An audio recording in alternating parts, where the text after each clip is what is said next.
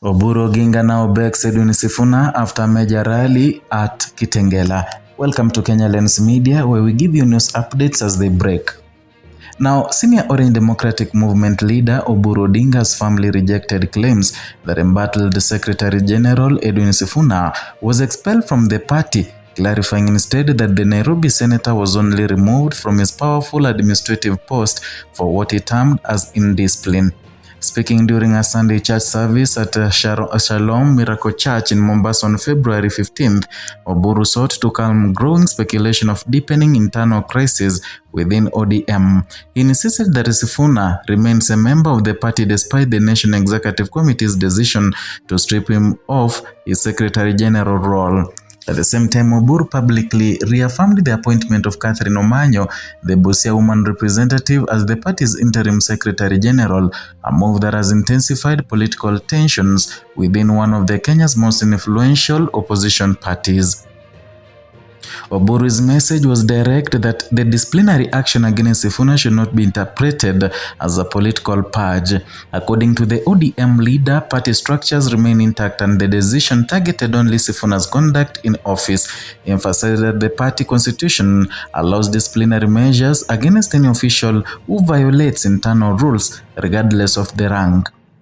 He stressed that ODM must maintain internal order if it is to remain politically competitive. In his view, enforcing discipline, even against senior figures, is necessary to preserve the party unity. The remarks appear designed to reassure the supporters and reduce fears of a full-blown split within ODM, which was, or rather has historically relied on strong internal cohesion to maintain its national influence. The dispute has moved beyond internal party corridors into the judiciary, adding a new layer of uncertainty. After the National Executive Committee resolved to remove him, Sifuna sought legal intervention. The High Court subsequently issued a conservatory orders blocking the gazettement of his ouster pending the hearing and determination of his petition. This legal freeze has effectively created a dual authority situation inside ODM. The party leadership recognizes Omanyo as the acting Secretary General, while Sifuna maintains that the court orders protect his position. Oburu acknowledged the court process but maintained the party's political stance. Political analysts say that this parallel legitimacy, legal versus the authority, could prolong tensions and complicate ODM's internal operations in the coming months. Events unfolding on the ground suggest that the disagreement is broader than simple disciplinary matter. While Oburu and other ODM officials addressed supporters in Mombasa, Sifuna was simultaneously mobilizing allies elsewhere. Together with Babu Wino, the Mbakasi East MP, he camped in Kitengela as part of the Linda Wananchi tour, a political outreach initiative seen by observers as a show of independent strength.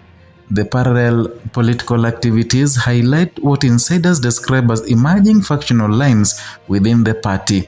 On one side, the party establishment backing Omanyo's interim appointment. On the other is a group rallying around Sifuna, portraying his removal as politically motivated. So far, ODM's top leadership has publicly downplayed the risk of a split. Oburu insisted the party remains united and warned against what he called external forces attempting to sow division. However, the optics of rival camps holding separate political events point to underlying tensions that may not easily fade. Oburu's repeated emphasis on discipline carries broader political significance. By framing the dispute as a matter of internal order rather than a personal conflict, ODM's leadership appears to be sending a warning to other party officials that no one is above the party rules. The veteran politician even noted that himself could face disciplinary action if he violated the party constitution, a statement which clearly intended to project institutional authority. Political observers interpret this messaging as part of the larger effort by ODM to strengthen internal structures ahead of the future electoral contests. Parties in Kenya often struggle with personality-driven politics, and ODM's leadership seems keen to demonstrate that institutional discipline rather than individual prominence will guide decision-making. Still, critics argue that the timing and manner of Sifuna's removal risk being perceived as factional maneuvering rather than the neutral enforcement of party rules. The Secretary General position in ODM is not merely administrative, it is one of the most powerful offices in the party hierarchy. The office oversees day-to-day operations, manages party communication, coordinates grassroots structures, and plays a central role in election planning. Because of this strategic importance, any change in the position often signals deeper political realignments. Sifuna, known for his outspoken communication style and strong media presence, has been one of the ODM's most visible national figures. His removal therefore carries symbolic weight beyond internal paperwork. Analysts note that the dispute over party secretariats in Kenya have historically preceded larger political realignments, a pattern that observers are watching closely in this case. The current standoff is not the first time ODM has faced internal disagreements. Since its formation in 2005, the party has experienced periodic leadership disputes, especially during moments of political tensions. However, ODM has often managed to contain internal conflicts through the negotiated settlements and strong central leadership. Whether the current dispute follows the pattern remains uncertain. The added factor of court intervention makes the situation more complex than previous internal disagreements, potentially prolonging uncertainty within the party's administrative structure. The ODM standoff carries implications that extend beyond a single party office, and first, ODM remains one of Kenya's most influential political organizations.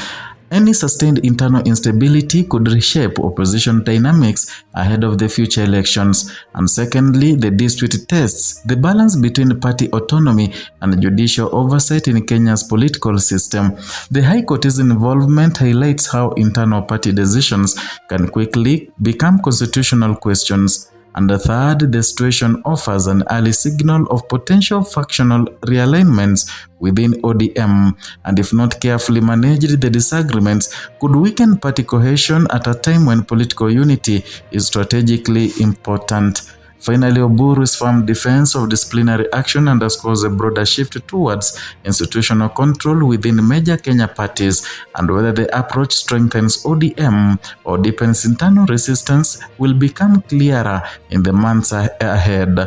And for now, ODM publicly projects unity, but with parallel political mobilization underway and the court case pending, the contest over the Secretary General office remains one of the most closely watched developments in Kenya's evolving political landscape. That is all for today from Kenya Lens Media. Kindly, if you are new here, consider subscribing as a way of motivating us and also helping this channel grow.